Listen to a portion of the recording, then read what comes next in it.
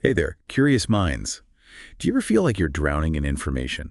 Hmm. Or that your brain just won't lock in when you need it most? Yeah, that feeling. You're here for that shortcut to clarity, that aha moment that cuts through the noise. And today, well, we're diving deep into a topic that underpins pretty much all success. It really does. Whether you're tackling a complex report, learning a new skill, or navigating a high-stakes meeting, we've got our hands on some fantastic source material today, excerpts from something called the Mental Desire course, Mastering Focus for Athletes. Right. It's designed for advanced athletes, ages 11-14, across all sports. But don't let the athlete part fool you. Not at all. The insights here are universally applicable. Think of it as a blueprint for mastering your attention. That's right. Our mission for this deep dive is to extract the most important nuggets of knowledge and insight from this course. Okay. We'll explore what focus truly is, why it's a game changer, how you can build it like any other skill, apply it under pressure, and ultimately make it an automatic part of your mental toolkit. This isn't just about sports, you know? Right. It's about optimizing your cognitive resources for whatever goal you're pursuing. Okay, let's unpack this. So to start, what exactly is focus in this context? The course defines it as the ability to direct and maintain attention Yeah.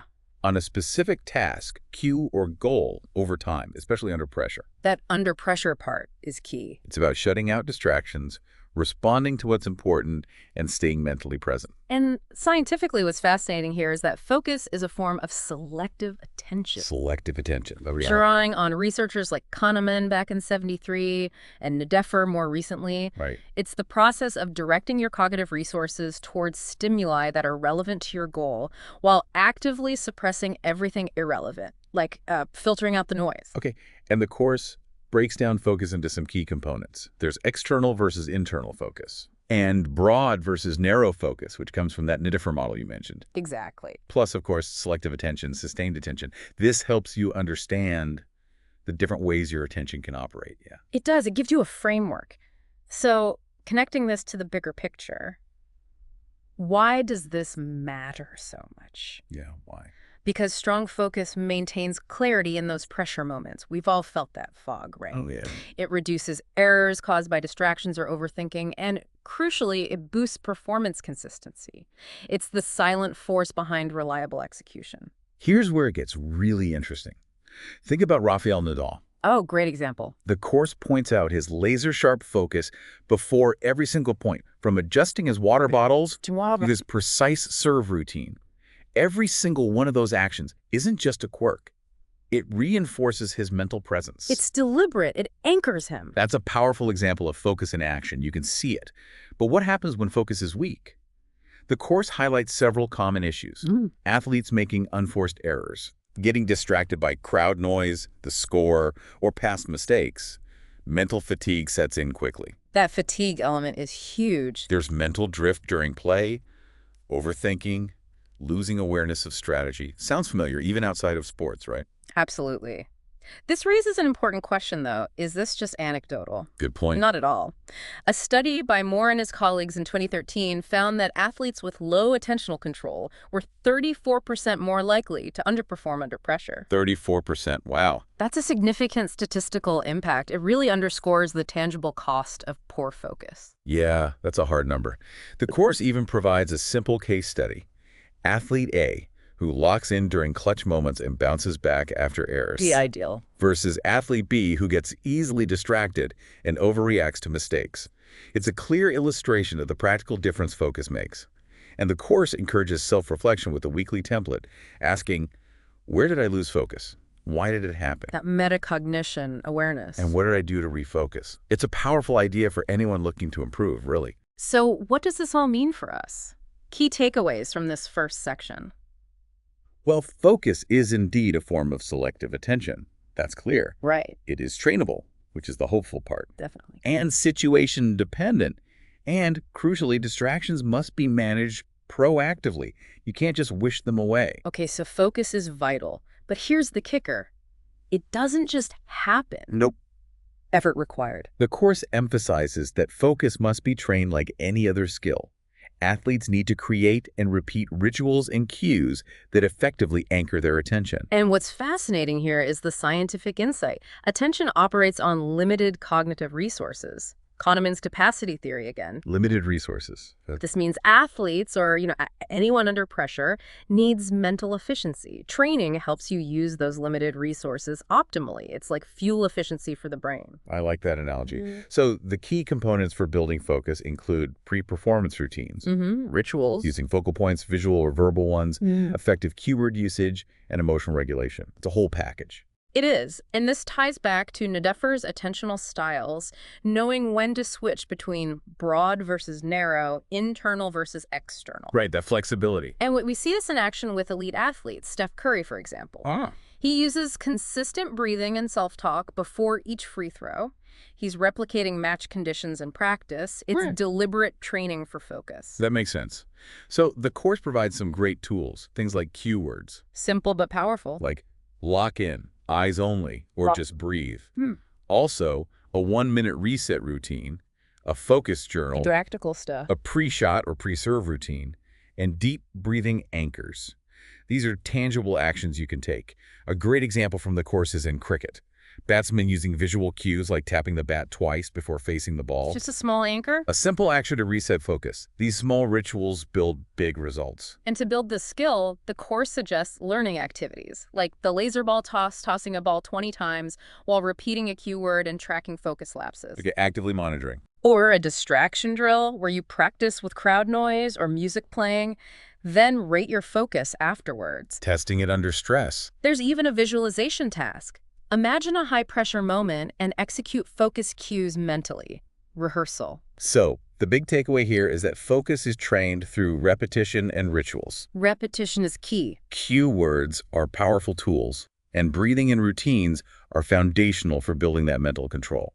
Now, it's one thing to train focus in a controlled environment, right? Totally different ballgame. But the real test is applying it when the stakes are high, like in practice matches or, a big presentation. The course really digs into why focus must survive under scoring, pressure, and unpredictability. And this brings us to a crucial scientific insight. The Yerkes-Dodson law. Ah, yes, the curve. Exactly. It states that optimal performance occurs at moderate arousal. Too little arousal, you're flat.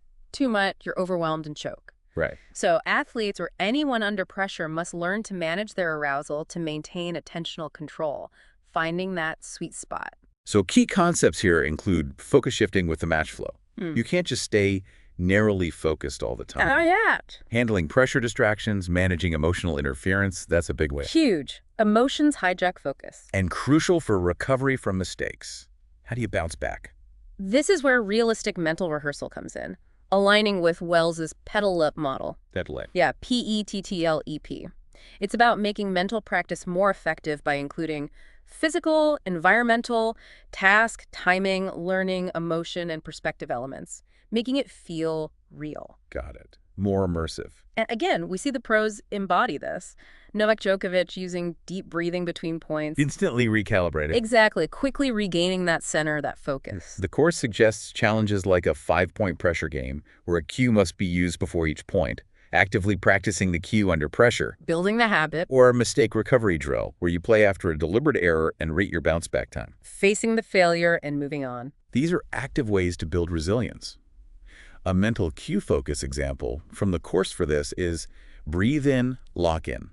Simple. Simple, effective, actionable. Think about a striker in football before a penalty kick. The course highlights how they focus only on the ball's path. Narrow external focus. Blocking out the goalie, the crowd, everything else. That's applying focus under immense pressure. Moving from practice to actual competition, the course stresses why focus needs game plan integration. Right, it has to connect to strategy. Real match plans, or any complex strategy, fail without the focus to execute them. Focus ensures tactical discipline and clarity in real time. You need to remember the plan and execute it. Scientifically, focus sustains working memory, which badly defined as the ability to remember and apply instructions. Holding things in mind. This connects to Zimmerman's self-regulation theory, where athletes must monitor, evaluate, and adjust their own mental state during performance. It's an ongoing process. Okay, self-awareness in the moment. Constantly checking in. The course suggests a game plan drill, where a player applies a 3-part tactical plan under 3 game scenarios. Putting it all together. Or mentally anchored routines, where a cue is attached to each game plan element. Linking the focus to the tactic. There's even a pre-match focus plan template with sections for cue, routine, reset plan, and self-talk, like using zone 1 with ball bounces, breathing, and the self-talk, I own this moment. Planning the mental game. So, focus must adapt under match stress, routines prevent emotional spirals, and mistake recovery is a core skill. Absolutely. Integrating focus with your tactical plans is what truly leads to a winning mindset. Now we reach the ultimate level of focus mastery, building automaticity, especially under fatigue. This is the hard part. Because as the course points out, fatigue is the enemy of attention. Your cue, your focus mechanism, has to become a reflex. And this is where the Fitz-and-Posner model comes in, describing the autonomous stage of skill learning. Autonomous stage. Okay. The unconscious execution of learned behavior. You just Yeah. do it. But it also ties into Baumeister's ego depletion theory, Right. Limited mental energy. which highlights that mental energy is a limited resource that must be conserved under stress. Automaticity helps conserve that energy, frees up bandwidth, So the components here are cue response automation, making it automatic. fatigue resilience, and developing a recovery reflex. It's about being able to perform without consciously thinking about every step of the focus process. It just flows. The course offers challenging drills like the Focus Under Fatigue drill, where you do 20 burpees, then immediately perform a serve routine 10 times with cue recall, Oof, tough. pushing through the physical and mental exhaustion. Simulating late-game pressure. Or a 5-point sprint match after a running drill, applying a routine before every point. This forces your focus to hold when your body and mind are tired. The course suggests a powerful reinforcement cue for these moments, no matter what focus. A mantra, almost. It's a reminder to push through mental exhaustion. Ultimately, the learning summary for this final stage is critical. Focus must hold under fatigue. No excuses. Cues work only if they are repeated enough to become ingrained, and this automaticity is what truly builds confidence under chaos. Wow, what a deep dive. Yeah. We started by defining focus as selective attention, Getting the basics right. moved through understanding its critical importance in performance, like Rafael Nadal's routines, applying that idea broadly. Yeah, the universal principle. Then we learn how it's a skill you can train with deliberate practice, using tools like cue words and routines, inspired by athletes like Steph Curry. Making it practical. And we then explored how to apply that focus under real-world pressure, managing arousal, recovering from mistakes, much like Novak Djokovic. Yeah, handling the stress. Finally, we saw how to build automaticity so focus becomes a reflex, even under fatigue, conserving mental energy. Making it stick. These insights, while from an athlete's course, are profoundly relevant for anyone seeking to perform at their peak. Absolutely. This deep dive shows us that whether you're an athlete, a student, a professional, or just someone looking to learn more effectively, Anyone, really. mastering your focus is a skill that can transform your performance and understanding. It's about being mentally present and directing your attention where it matters most. So we leave you with this final thought, straight from the course, attributed to Kobe Bryant. Oh, Focus is the difference between average and elite. wow. Strong words. What does that mean for you? Where in your life could a renewed, deliberate focus elevate your performance from average to elite? Good question to ponder. What one small cue or routine could you start building into your day, maybe starting today, to train your attention? That's your challenge. Until next time, keep diving